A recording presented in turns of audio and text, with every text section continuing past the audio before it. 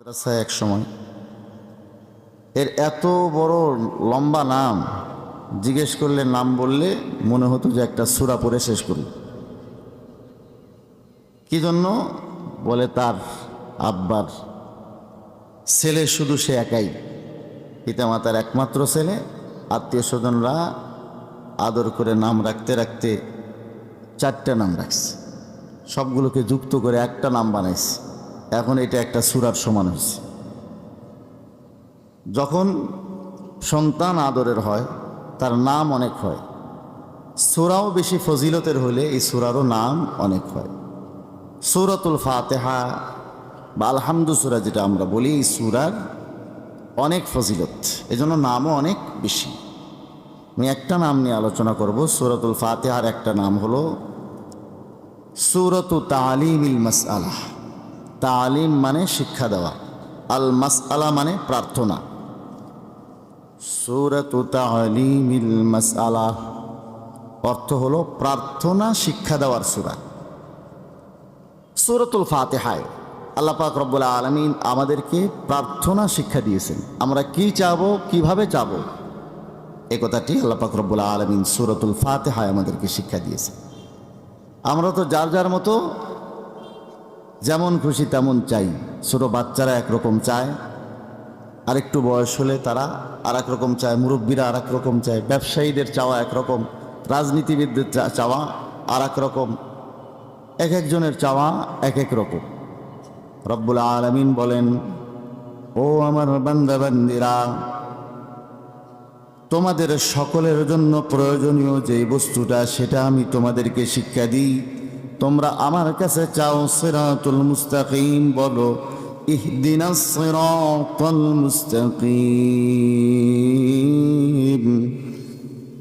ইহদিনাস সিরাতাল মুস্তাকিম, আল্লাহ আমাদেরকে পথ দেখান। কোন পথ? আস-সিরাতাল মুস্তাকিম। সিরাত মানে হলো পথ, মুস্তাকিম মানে সোজা। সোজা পথ মানে এখান থেকে পাবনা শহরে যাওয়ার সোজা পথ না, এখান থেকে ঢাকা রাজধানীতে যাওয়ার সোজা পথ না, আমার আপনার বাড়িতে যাওয়ার সোজা পথ না। সিরাতুল মুস্তাকিম ওই পথকে বলে যেই পথে চললে হিদায়াত পাওয়া যায়। সিরাতুল মুস্তাকিম ওই পথকে বলে যেই পথে চললে গুমরাহির থেকে বাঁচা যায়। সিরাতুল মুস্তাকিম ওই পথকে বলে যেই পথে চললে জাহান্নাম থেকে বাঁচা যায়। সিরাতুল মুস্তাকিম ওই পথকে বলে যেই পথে চললে সোজা জান্নাতে যাওয়া যায়। বুঝে থাকলে বলবেন, সিরাতুল মুস্তাকিমটা কার প্রয়োজন? না সবার প্রয়োজন? সবার। আল্লাহ পাক রব্বুল আলামিন সেই সিরাতুল মুস্তাকিম প্রার্থনার কথা বলেছেন। কেন? কারণ আমাদের সামনে দ্বীনের পথে চলতে গেলেও অনেক রকমের পথ আর মত আমাদের সামনে আসবে। এই আয়াতের ব্যাখ্যাতে একটি হাদিস শরীফ আমি আপনাদের সামনে শুনিয়েছি, তিরমিজি শরীফ 2য় খণ্ডের 92-93 নম্বর পৃষ্ঠাতে। তিরমিজি শরীফ সুনানুত তিরমিজি 2য় খণ্ড 92-93 নম্বর পৃষ্ঠাতে এখানে হযরত আব্দুল্লাহ বিন আমর রাদিয়াল্লাহু তাআলা আনহু থেকে বর্ণিত একটি হাদিসে আল্লাহর হাবিব সাল্লাল্লাহু আলাইহি ওয়াসাল্লাম ইরশাদ করেন, ওয়া ইন্না বনি ইসরাঈলা তাফাররাকাত আলা 72 মিল্লাহ। বনি ইসরাইল তথা ইহুদি আর খ্রিস্টানরা বিভক্ত হয়ে পড়েছিল 72 দলে।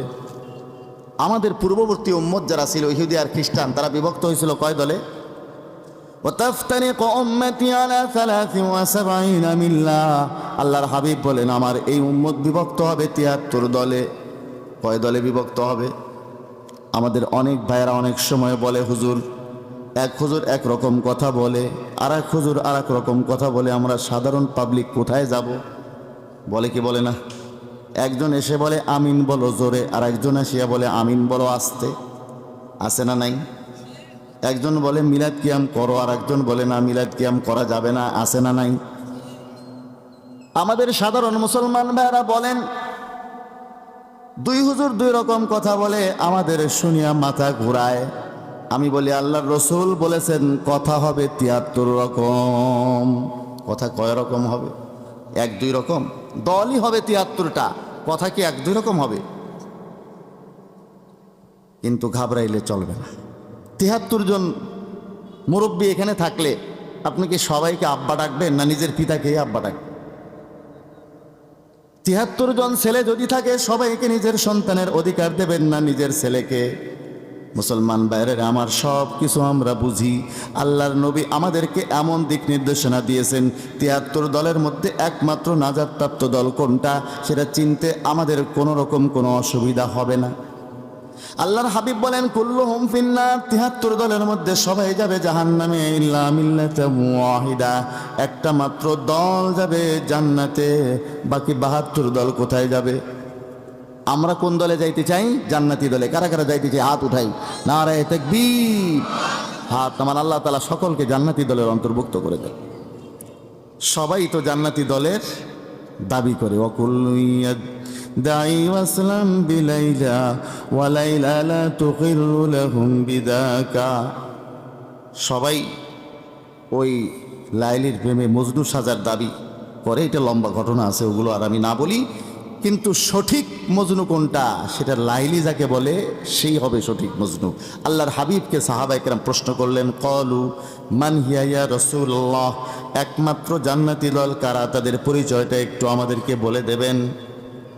ক্বালা মা আনা আলাইহি ওয়া আসহাবি, আল্লাহর নবী বলেন, ও আমার সাহাবীরা, ও আমার উম্মতিরা, শোনো, আমি নবী যে তরিকার উপরে চলি, আমার সাহাবায়ে কেরাম যে আদর্শের উপরে চলেন, নবীর তরিকা সাহাবায়ে কেরামের আদর্শের উপরে যারা চলবে তারাই একমাত্র নাজাতপ্রাপ্ত দল।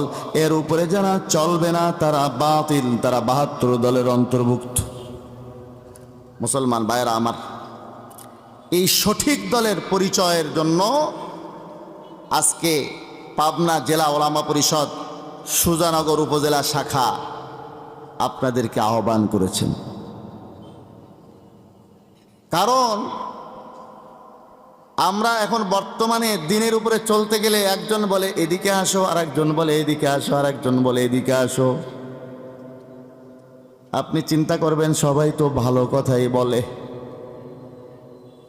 সব দায়ী হেদায়েতের উপরে হওয়ার কোনো জরুরি না।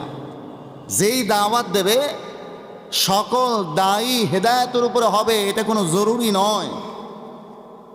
বুখারী শরীফ খণ্ড নম্বর 1 পৃষ্ঠা নম্বর 431, এখানে হাদিস আছে। আল্লাহ রসুল সাল্লাল্লাহু আলাইহি ওয়াসাল্লাম বলেন, অনেক মানুষ এমন হবে দাওয়াত দেবে দাওয়াত দেবে দাওয়াত দেবে দাওয়াত দেবে। অনেকে বলে না আমি অমুকের মাধ্যমে দাওয়াত ও তাবলীগের এই লাইনে আসছি, এখন উনি চলে গেছে এক পথে, আমি আবার ওলামায়ে কেরামের সাথে আসি কেমনে? এতগুলো মানুষকে সে দাওয়াত দিচ্ছে, কতগুলো মানুষ তার কথার দ্বারা নামাজি হচ্ছে, সে আবার গোমরা হয় কেমনে? এখানে আল্লাহ রসুলের হাদিস আছে স্পষ্ট, বুখারী শরীফের প্রথম খণ্ডের 431 নম্বর পৃষ্ঠার 3062 নম্বর হাদিস। আল্লাহর হাবিব 3063 নম্বর হাদিসে আল্লাহর হাবিব সাল্লাল্লাহু আলাইহি ওয়াসাল্লাম ইরশাদ করেন, ইন্নাল্লাহা ইউঈদু হাদাদ দীনা বিররাজুলিল ফাজিরি। কত নম্বর বলেছি? 3063 না 62, 3062 নম্বর হাদিস। বুখারী শরীফ খণ্ড নম্বর 1 পৃষ্ঠা নম্বর 431, হাদিস নম্বর 3062। আপনি গুগল ইন্টারনেটে ওই নম্বরে পাবেন ইনশাআল্লাহ। ইন্নাল্লাহা ইউঈদু হাদাদ দীনা বিররাজুলিল ফাজির। এই দ্বীনের কাজ আল্লাহ পাক রব্বুল আলামিন অনেক সময় ফাসিক ফাজিরদের দ্বারাও নেন। এজন্য সঠিক পথ কোনটা এটা বুঝতে হলে আপনাকে জানতে হবে, শুনতে হবে হক্কানি উলামা মাশায়েখদের কথা। আজকে সুজানগর উপজেলা শাখা পাবনা জেলা ওলামা পরিষদের ওনারা যেহেতু লেখাপড়াই করেছেন হক বাতিল নিয়ে, পুরা জীবনটা ওনাদের কেটেছে কোরআন সুন্নাহর সাথে। তাদের সকাল কোরআন সুন্নাহর সাথে, বিকাল কোরআন সুন্নাহর সাথে, রাত কোরআন সুন্নাহর সাথে, দিন রাতকে যারা একদম সমান করে দিয়ে কোরআন সুন্নাহর মেহনত করেছেন সে ওলামায়ে কেরাম আজকের এই মাহফিলের আহ্বায়ক। আমরা বলি ওলামায়ে কেরাম শুধু ন্যায় দেয় না কিছু। আজকে দেখেন ওলামায়ে কেরাম এই জালসার আহ্বায়ক আর আমরা সেখানে শ্রোতা। ওনারা আমাদেরকে কি দেন? জান্নাতের পথের দিশা দেন, সঠিক পথের দিক নির্দেশনা দেন। মুসলমান ভাইয়েরা আমার, বর্তমানে আমাদের পাবনা জেলা ওলামা পরিষদ যে মাহফিলটার আয়োজন করেছে, এরা কারা? এই পরিচয়টুকু আমি শুধু দিয়ে ইনশাআল্লাহ শেষ করব। এরা কারা? এরা হচ্ছে দেওবন্দিয়তের পতাকা বাহী একটা জামাত। দেওবন্দিয়ত কি জিনিস? এই যে হাদিস শরীফ আমি আপনাদের সামনে পড়লাম, আল্লাহ রসুল বলেছেন, মা আনা আলাইহি ওয়া আসহাবি, আমি নবী যে আদর্শের উপরে চলি, আমার সাহাবা একরাম যে আদর্শের উপরে চলেন, নবীর আদর্শ, সাহাবা একরামের আদর্শ আঁকড়ে ধরে যারা আহলে সুন্নতল জামাত তারা। আর এই আহলে সুন্নতল জামাত নাজাতপ্রাপ্ত যেই মুক্তিপ্রাপ্ত দল আছে তারই বাস্তব নমুনা হলো ওলামায়ে দেওবন্দ। সে ওলামায়ে দেওবন্দের শাখা হলো পাবনা জেলা ওলামা পরিষদ, তার শাখা হলো সুজানগর উপজেলা শাখা। এখন আপনি বলবেন, হুজুর ইসলামী তো যথেষ্ট, আপনারা আবার দেওবন্দিয়তের কথা বলেন কেন? আমি বলেছি আহলে সুন্নতল জামাত আর ওলামায়ে দেওবন্দ ভিন্ন কিছু না। আহলে সুন্নতল জামাতেরই বাস্তব নমুনা বর্তমানে ওলামায়ে দেওবন্দ। এটাই আমি একটু হাতে কলমে আপনাদেরকে প্রমাণ করে দিব। আমি কেন দেওবন্দিয়তের কথা বলি? ইসলামই তো যথেষ্ট, ঠিক আছে ভাই, ইসলাম যথেষ্ট, কিন্তু ইসলাম আমাদের এই পর্যন্ত পাবনা জেলা পর্যন্ত, সুজানগর উপজেলা পর্যন্ত সরাসরি পৌঁছেনি। আল্লাহ নবীর জামানা থেকে নিয়ে এই পর্যন্ত ইসলাম আসতে গিয়ে ইসলামের মধ্যে কিছু সংযোজন করেছে আমাদের কিছু ভাইয়েরা, আবার কিছু ভাইয়েরা বিয়োজন করেছে। কিছু ভাইয়েরা করেছে সংযোজন। রবি ঠাকুর একটা কথা লিখছে, একটা কবিতা। ভোলানাথ বলে একটা লোক ছিল, ভোলানাথ কথাবার্তা ভুলে যায়, এজন্য তার নাম রাখা হয়েছিল কি? ভোলানাথ। তো অঙ্ক করার জন্য আবার কথা মনে রাখতে হয়, নামতা মনে রাখতে হয়, নাইলে তো অঙ্ক করা যায় না। তা ভোলানাথ কথা ভুলে সে অঙ্ক করবে কেমনে? তো অঙ্ক পরীক্ষায় 3 4 গুণন করতে দিছে, কত হয়? ভোলানাথ লিখছে 90। মাস্টারের নাম্বার দেয় নাই। এখন সে মাস্টারের কাছে সর হয়েছে, আমার নাম্বার কেন দিলেন না? 3 4 গুণন করতে হয়, গুণন করতে দেওয়া হয়েছে, তুমি লিখছো 90। তো বলছে, স্যার আপনি বলেন তো কত হয়? বলে 3 4 হয় 12। আমি লিখছি কত? তুমি লিখছো 90। স্যার কম তো লিখি নাই, আমি তো অনেক বেশি লিখছি, তাইলে নাম্বার কেন পাবো না? তো এটাকে রবি ঠাকুর কবিতার ভাষায় বলছে, ভোলানাথ লিখেছিল 3 4 90, গণিতের মার্কায় কাটা গেল সর্বই। 3 4 12 হয়, মাস্টার তারে কয়, লিখেছিল ঢের বেশি, এই তার গর্বই। ও ঢের বেশি লিখছে, এটাই তার গর্ব। আমাদের দেশে কিছু ভাই আছেন যারা আল্লাহ নবীর আদর্শে নাই, সাহাবায়ে কেরামের আদর্শে নাই, এরকম কিছু বেদাতকে দিন বানিয়ে পালন করে। যখন তার বিরোধিতা করবেন তখন বলবে এরা রসুলের দুশমন। বলে কি বলে না? নিজেদেরকে বানাইছে আশিকে রসুল। কেন করো? বলে আমরা রসুলের ইশক মহাব্বতে করি, আমরা রসুলের ইশক মহাব্বতে ঢের বেশি দিন পালন করছি। আল্লাহ রসুলের আদর্শে নাই, সাহাবায়ে কেরামের আদর্শে নাই, ঢের বেশি দিন পালন করে তারা মনে করতেছে সঠিক ইসলাম পালন করছে। আমি এদেরকে নিয়ে আজকে কথা বলবো না, এটা অন্য কোনো দিন। আর এক গ্রুপ আছে, তারা ইসলামের মধ্যে বিয়োজন শুরু করেছে। কিরকম বিয়োজন? ইসলামের কালিমাত থেকে মোহাম্মদুর রাসূলুল্লাহ অংশকে বাদ দিয়েছে। দেখেন আমার কাছে বই আছে, লিখিত বক্তব্য আছে, এবং তাদের ভিডিও বক্তব্য আমার কাছে আছে। ইসলামের মূলমন্ত্র কালিমা তয়্যিবা লা ইলাহা ইল্লাল্লাহ মুহাম্মদুর রাসূলুল্লাহকে দিয়েছে বাদ। এরা কারা? এরা লামাযহাবী শায়েখরা। আল্লাহ আল্লাহর জিকিরকে দিয়েছে বাদ, বলে আল্লাহ আল্লাহর জিকির বিদআত।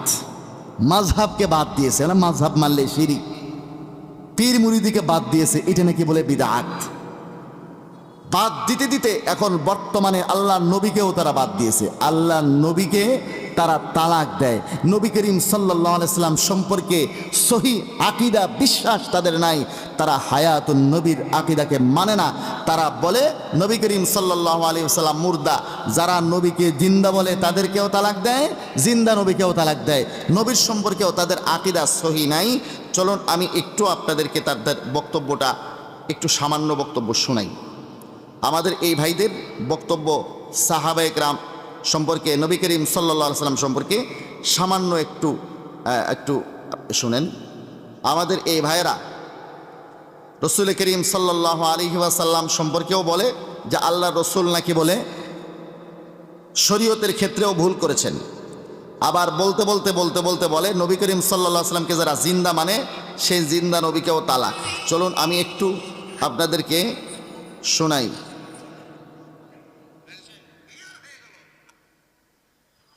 আর ওই নবীকেও তালাক দিতে হবে যেই নবী জিন্দা আছে। বুঝেছেন? জিন্দা নবীকেও তালাক, ওদেরকে হাদিয়ে দিয়ে, জিন্দা নবীকেও তালাক, ওদেরকে হাদিয়ে দিয়ে দিলাম। আমি বলি পোড়া কপাল লামাজহাবি শায়েখ, তোদের কপালে নবী নাই, এজন্য বড় উদারতার সাথে অন্যদেরকে হাদিয়ে দিচ্ছে। নবী যদি আমাদের ভাগে আসে, আমাদের এটা সর্বোচ্চ সৌভাগ্য, সর্বোচ্চ সাআদত। জোর বলেন ঠিক কিনা? নবী করিম সাল্লাল্লাহু আলাইহি ওয়াসাল্লামের ব্যাপারে তারা বলল নবীজি মুর্দা, যারা জিন্দা বলে তাদেরকেও তালাক, ওই জিন্দা নবীকেও তালাক। রাসূলুল্লাহ সাল্লাল্লাহু আলাইহি ওয়াসাল্লাম সম্পর্কে হায়াতুন নবীর আকীদা বড় লম্বা কথা, আমি সংক্ষেপে আপনাদেরকে বলি। দুনিয়াবি হায়াত নবীজির ওফাতের মাধ্যমে শেষ হয়ে গেলেও বারজাখী হায়াতে নবীজি কবরে সশরীরে জিন্দা, এটা হলো আমাদের আকীদা। এবং এই আকীদার উপরে অনেক দলিল আছে, আমি একটা দেখাবো। মুসনাদে আবি আলা খণ্ড নম্বর 5 পৃষ্ঠা নম্বর 201 202 3425 নম্বর হাদিস হযরত আনাস রাদিয়াল্লাহু তাআলা আনহু থেকে বর্ণিত আছে। এই হাদিস শরীফটা আমি সরাসরি কিতাব থেকে আপনাদেরকে শোনাই। মুসনাদে আবি আলা খণ্ড নম্বর 5 পৃষ্ঠা নম্বর 201 202 3425 নম্বর হাদিস। আন আনাস ইবনে মালিক রাদিয়াল্লাহু আনহু قال رسول الله صلى الله عليه وسلم الأنبياء أحياء ফি কুবুরিহিম ইউসাল্লুন, নবীগণ জিন্দা, তাদের কবরের মধ্যে নামাজরত অবস্থায় রয়েছেন। তাহলে নবীগণ জিন্দা না মুর্দা? জিন্দা, নবীগণ জিন্দা। নবী করিম সাল্লাল্লাহু আলাইহি ওয়াসাল্লামের ব্যাপারে আরেকটা হাদিস শোনাই। মুসনাদে আহমদ খণ্ড নম্বর 6 পৃষ্ঠা নম্বর 183 হাদিস নম্বর 3666। চলুন এখানে কি আছে? আল্লাহর হাবিব সাল্লাল্লাহু আলাইহি ওয়াসাল্লামের প্রসিদ্ধ সাহাবী আব্দুল্লাহ বিন মাসউদ রাদিয়াল্লাহু তাআলা আনহু বলেন, ক্বালা রাসূলুল্লাহ সাল্লাল্লাহু আলাইহি ওয়াসাল্লাম ইন্না লিল্লাহি ফিল আরদি মালাইকাতান সাইয়াহিন, নিশ্চয় আল্লাহ তাআলার এমন কিছু ফেরেশতা আছে যাদের একটাই দায়িত্ব, গোটা পৃথিবীতে তারা ঘুরে বেড়াবে। ইউবাল্লিগুনি মিন উম্মতি আসসালাম, এবং আমার উম্মতের পক্ষ থেকে পঠিত দরুদ ও সালামগুলো আমি নবীর দরবারে পৌঁছাইয়া দিবে। তাহলে নবীর দরবারে ফেরেশতারা সালাম পৌঁছায়, নবী মুর্দা? নবীজি জিন্দা। শুআবুল ঈমান লিল বাইহাকী খণ্ড নম্বর 2 পৃষ্ঠা নম্বর 687 হাদিস নম্বর 1583 হযরত আবু হুরায়রা রাদিয়াল্লাহু তাআলা আনহু থেকে বর্ণিত। হযরত আবু হুরায়রা রাদিয়াল্লাহু তাআলা আনহু বলেন, আনিন নবী সাল্লাল্লাহু আলাইহি ওয়াসাল্লাম ক্বালা, আল্লাহর হাবিব থেকে তিনি বর্ণনা করেন, আল্লাহর হাবিব বলেন, মান সাল্লা আলাইয়া ইনদা কবরি সামিতুহু, যে ব্যক্তি আমার কবরের পাশে এসে দরুদ শরীফ পড়ে, আল্লাহর হাবিব বলেন আমি নিজে কানে সেটা শ্রবণ করি। আল্লাহ নবী নিজে কানে শ্রবণ করেন। ওয়ামান সাল্লা আলাইয়া নাইয়ান উবলিগতুহু, যে ব্যক্তি দূর থেকে আমার উপরে দরুদ শরীফ পড়ে, আমি নবী নিজে যাইয়া আনি না, আমার কাছে পৌঁছানো হয়। কাজেই নবীজিকে যারা মুর্দা বলে তাদের আকীদা ঠিক